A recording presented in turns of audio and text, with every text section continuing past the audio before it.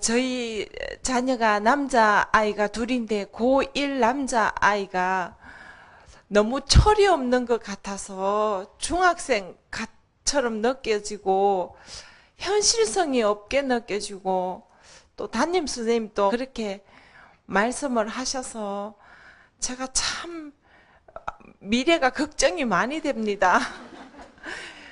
좀 가르쳐 주십시오. 예, 엄마가 좀 철이 없네.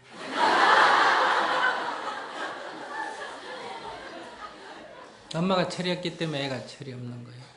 그러니까 엄마가 애 걱정은 지금부터 하지 말고 이 순간부터, 오늘 질문한 이 순간부터 애가 철이 있느니 없느니 뭐 담임도 없다 그러더라 이런 생각을 하지 마세요. 우리 아이는 다 잘 살고 있다. 우리 아이는 아무 문제가 없다. 다만 다른 애하고 조금 다를 뿐이지 아무 문제가 없다. 엄마가 아이를 딱 믿어줘야 돼. 엄마가 아이를 불신하는데 아이가 어디 가서 신뢰를 얻겠어요? 제 엄마도 안 믿는 아이가 누가 남이 신뢰해 주겠어요? 사람을 때리거나 죽이거나 도둑질을 하거나 강도짓을 하거나 그 다음에 성추행을 하거나 성폭행을 하거나 그 다음에 거짓말을 하거나 욕설을 하거나 술 먹고 취하거나 마약을 하거나 요게 아닌 경우는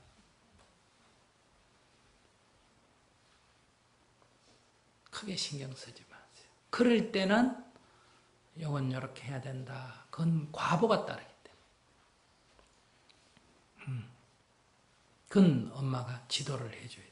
그게 아니고 공부를 좀 잘한다, 공부를 좀 못한다, 뭐 좀 일찍 일어난다, 늦게 일어난다 이런저런 거는 문제 삼는 게 아니에요.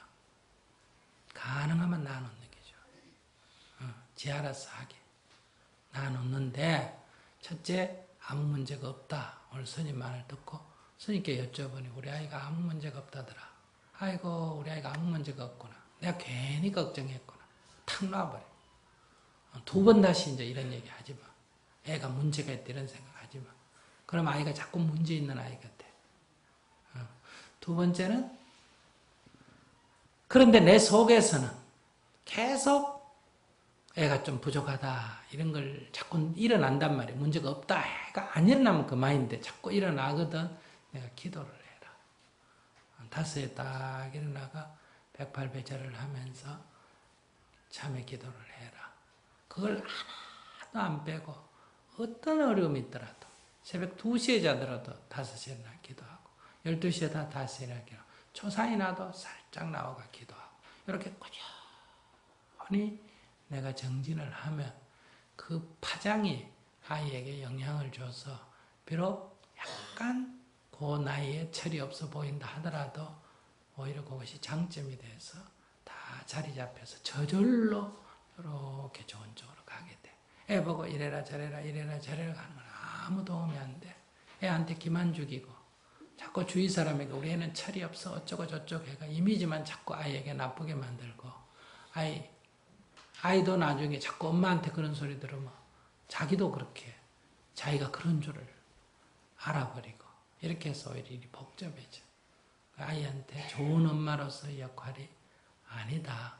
그저 우리 아이 걱정해주면 다 아이에게 도움이 된다 이렇게 생각하면 안 돼.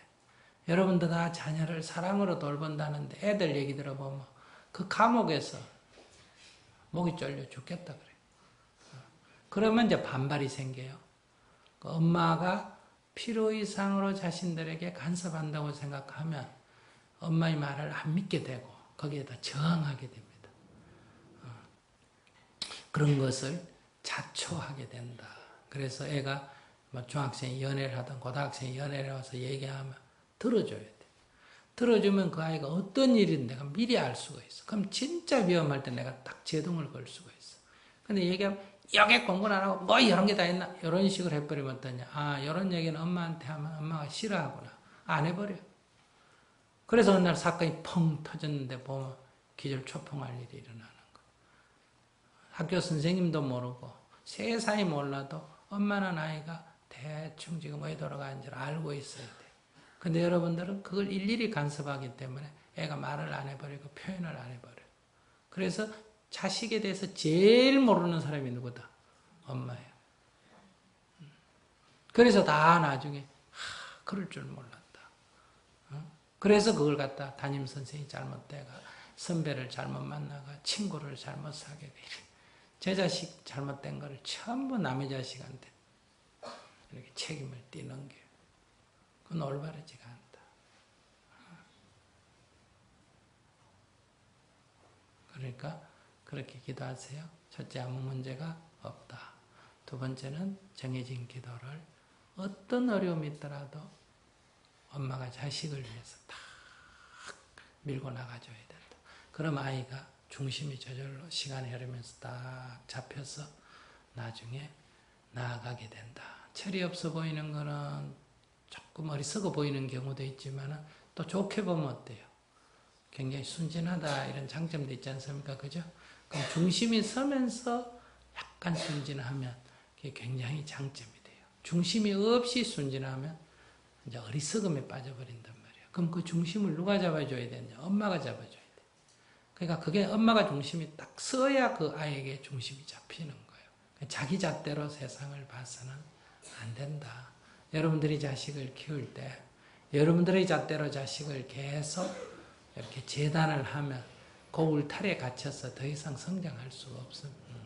그렇기 때문에 우리가 부모의 잣대를 기준으로 했을 때 벗어났을 때는 두 가지. 하나는 부모보다 훌륭하게 되든지 하나는 부모보다 더 못해지든지. 그러니까 살인하고 강도하고 이런 걸 부모가 원하는 건 아니잖아. 그죠? 그것도 부모의 잣대에서 벗어난 거예요. 그러나 성인이 되거나 훌륭한 사람이 되는 것도 다 부모에서 잣대에서 벗어난 사람이 그 길을 가지 부모 잣대 안에 있는 사람은 그 길에 간 사람 하나도 없습니다. 여러분들이 자기의 잣대 안에 남편을 가다 놓으면 남편이 훌륭한 사람이 되기 어렵습니다. 마누라의 비만 맞추고 살아서 어떻게 세상에 이익을 주겠어요. 그래서 여러분들이 그 잣대를 놓아야 됩니다. 그걸 고집하게 되면 애들이 집을 뛰쳐나가게 되고 그래요. 집에 가면 엄마가 자기 방 하나 따라주고 뭔가 다 먹여주는데도 왜 집에 안 있으려 그래요. 집이 감옥처럼 느껴집니다. 여러분들은 사랑이라고 말하는데 그 사람이 느끼기, 아이들이 느낄 때는 감옥처럼 느껴져요.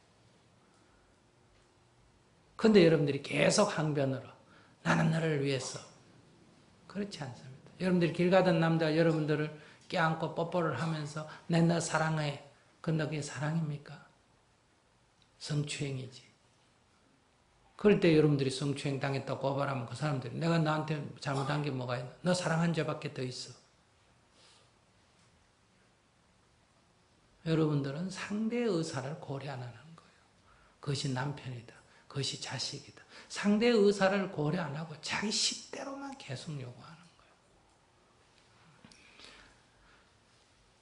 그러니까 여러분들이 자기 잣대로 세상을 보는 것은 자기도 피곤하고 상대에게도 감옥이 된다. 내가 사랑하지만 상대가 원하지 않으면 성추행이 되는 거야. 내가 누군가를 사랑하는데 상대 입장을 고려 안 하면 폭력이 됩니다. 그것처럼 여러분들이 자녀들을 여러분식으로만 하려고 하는 건 옳지가 않다. 이런 질문 많이 받거든요. 미국에다 유학을 보내놨더니 미국에서 흑인 남자애를 사겠다. 그럼 한국에서 난리 나지. 그죠? 흑인 여자애를 사겠다. 근데 우리가 부처님의 가르침인 보편성 원칙에서 보면 인종차별을 해야 됩니까? 안 해야 됩니까? 안 해야지. 그게 부처님 법안이에요. 근데 아이고 부처님 우리 애가 저 흑인 여자를 사귀니까 흑인 남자를 사귀니까 저거 어떻게든 떼버리고 한국 사람 사귀게 해주세요. 이렇게 우린 기도하잖아.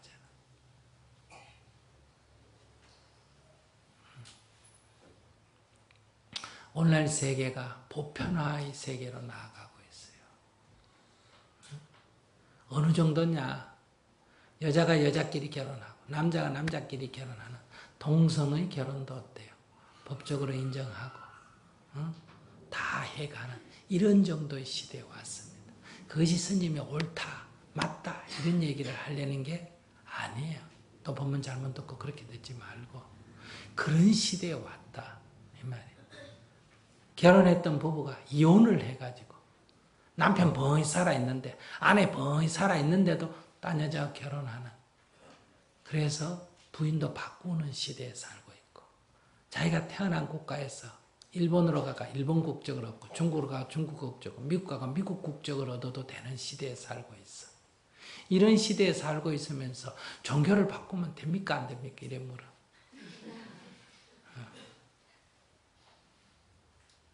왜 우리가 이런 속박을 받고 살아야 합니까?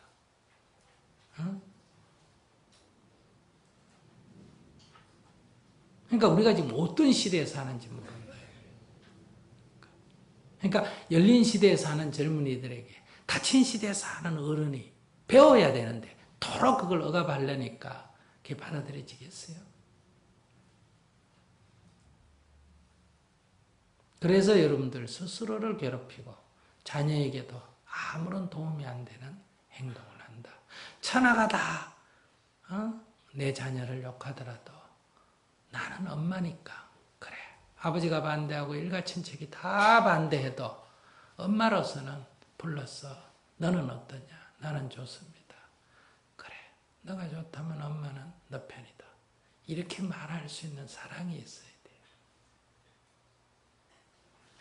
그러니까 그들은 그들을 대로 인생을 살아갈 수 있도록, 그들은 그들대로 자신의 젊음을 온갖 모험을 하면서 새로운 길을 걸어갈 수 있도록 여러분들이 멀리서 지켜봐 줘야 돼요. 그걸 여러분들이 품에 잡고 안으면 어떠냐? 죽을 때까지 여러분들은 암적인 자식이라는 걸 하나 안고 숨 넘어갈 때까지 고생하고 살아야 돼요. 그건 뭐 자식 잘못이 아니에요. 여러분들이 자식을 그렇게 길을 들여서 그래요. 그런 어리석은 생은 살지 않는 게 좋다.